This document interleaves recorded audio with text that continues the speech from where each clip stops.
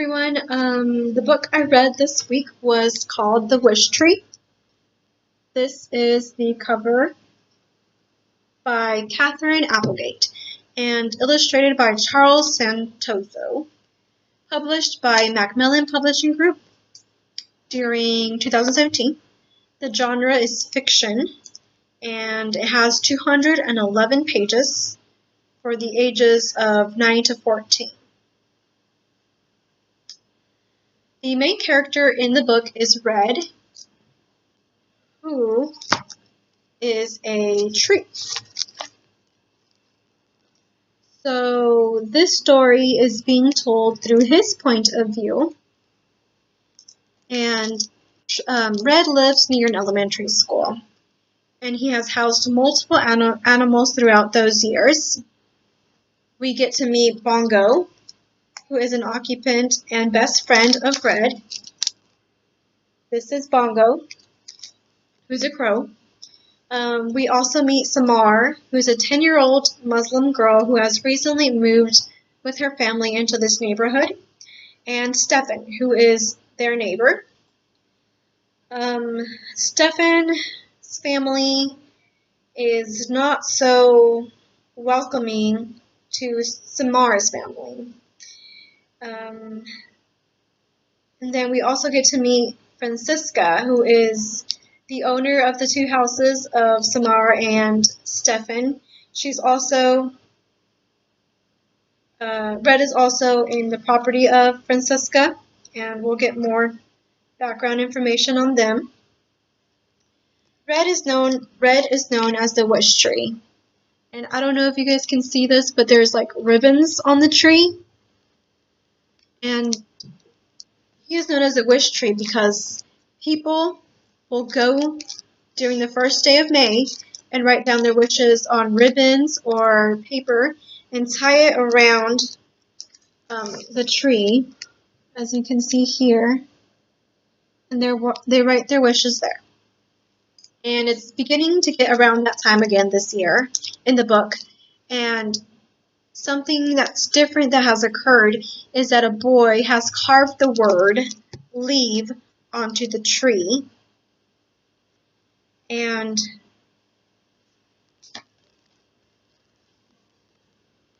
it's referring to Samara and her family because they don't want them there. They want them to leave. And so that's how this wishing day has begun, with the word leave on there. And Red realizes that it is meant for Samara and her family. And when Samara comes across it and reads it, she doesn't act hurt. She actually walks away with her head held high and doesn't let her affect it. And after this has occurred, Francisca calls the police and they begin an investigation. So they put the yellow tape around the tree.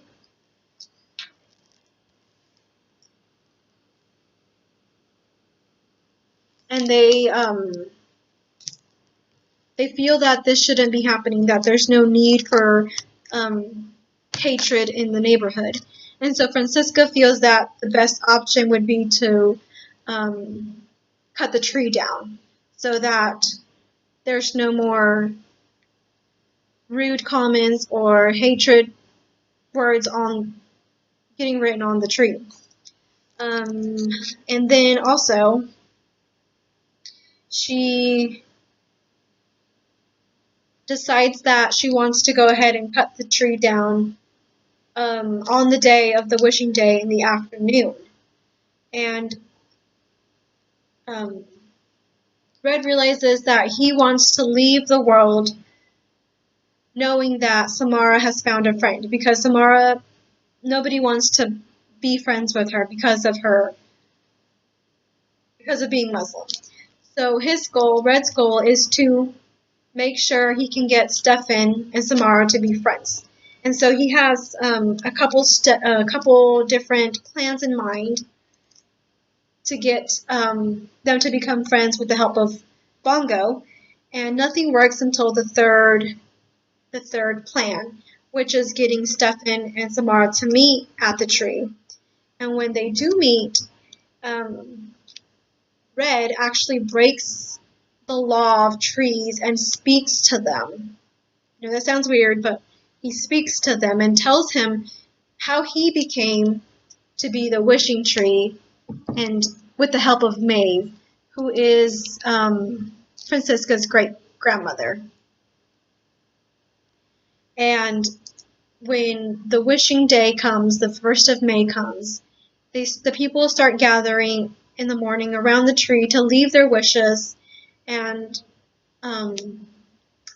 we realize that a lot of people are coming and they're leaving their wishes, and what they're leaving on the note cards or on the papers or on the ribbons is the word stay.